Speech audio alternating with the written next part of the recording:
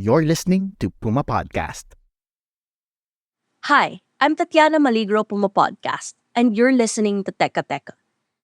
2024 is the year for climate financing in the world of climate negotiations.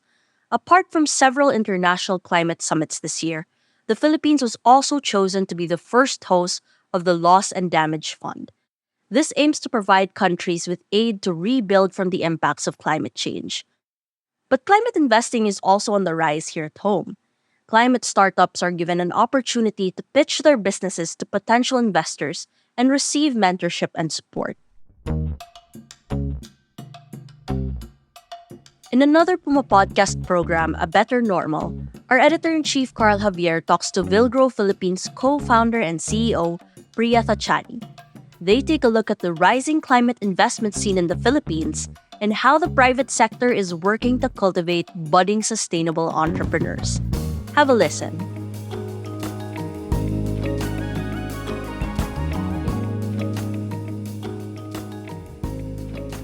I think we are at this very crucial point, globally, and especially here for us in this region and here in the Philippines, where we are feeling the effects of, the climate crisis every day. If the last month I was talking to a group of social entrepreneurs working in the agri space, and all of their crops have failed after huge investments. Now, these are repeat patterns that we are seeing, for example. But the truth is, the Philippines and Southeast Asia is highly vulnerable to climate change. And we are almost always at kind of the first to feel, extreme weather, especially here in the Pacific Ring of Fire. Things are changing quite drastically. And depending on who you speak to, of what could be reversed, I'm not sure. But there are actions that we can take absolutely at this point in time to save our planet, the only home that we have. And I think that's really important to remember. And we do believe that entrepreneurship and climate entrepreneurs are going to be a critical part, right? Of course, there are large scale solutions that are being worked on, moving the energy transition to solar at large infrastructure projects. And there have been some really great investments, led by ADB and other international development banks. I know the ASEAN is working on, more off grid. So there are large scale solutions that are obviously being worked on.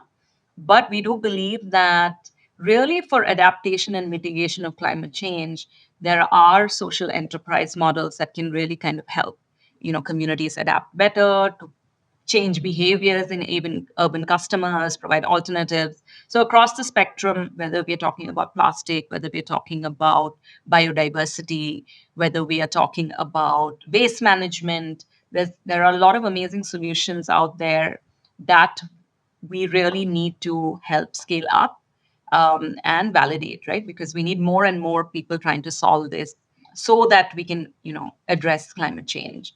So for us at Impact Pioneers, we do, of course, broadly, we do look at multiple sectors. But there are two pieces that we are really prioritizing is, of course, looking at the climate crisis and what are models across all of this value chain or what could really address climate change in various forms.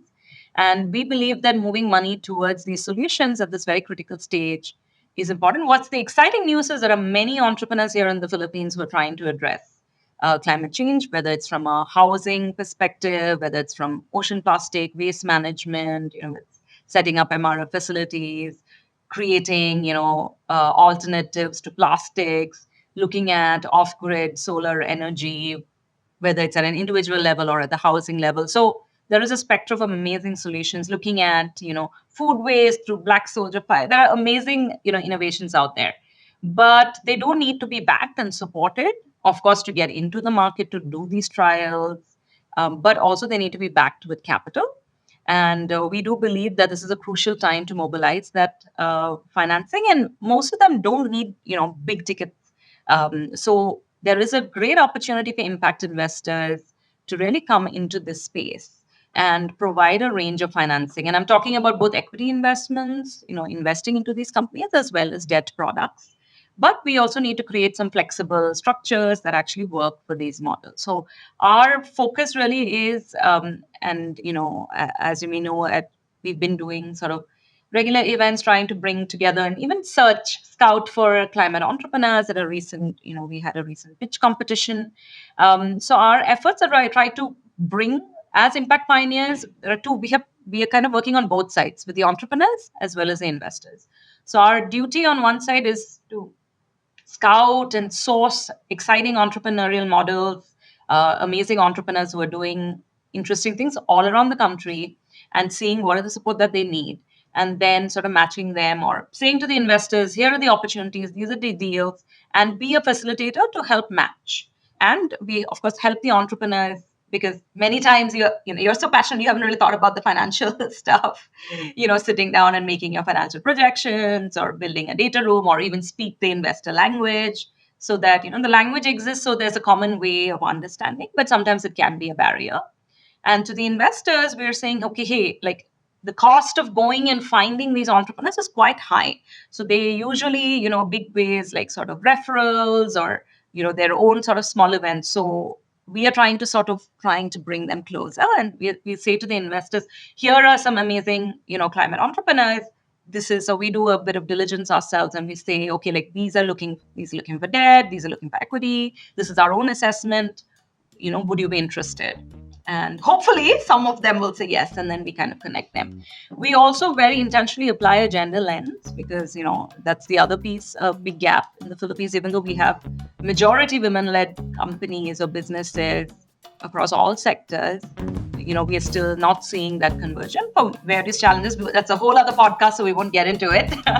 But so we've also committed that, we will support majority women-led businesses. But we are very excited by who we are seeing.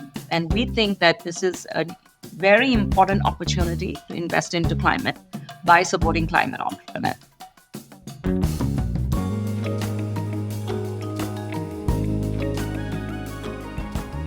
That was an excerpt from an episode of A Better Normal. Priya's interview really helped shed light on the Philippines' climate financing scene. In fact, the recent survey by the PwC on CEOs in the Philippines found that our business leaders do identify environmental issues as one of the top concerns and reasons why businesses should transition to more sustainable models. But of course, it's also important to give much-needed support to startups who've come up with these innovative solutions to create more climate-resilient communities here in the Philippines. So I hope this episode also encouraged you to seek these startups out and support them. And also be sure to check out A Better Normal wherever you get your podcasts. Again, I'm Tatiana Maligro. This episode was edited by Pidoy Blanco. Our Teka Teka executive producer is Jill Caro, and our editor-in-chief is Carl Javier. This episode was also produced by Geraldine Pascual. And of course, don't forget to follow Teka Teka and PumaPodcast on your favorite podcast app or on YouTube.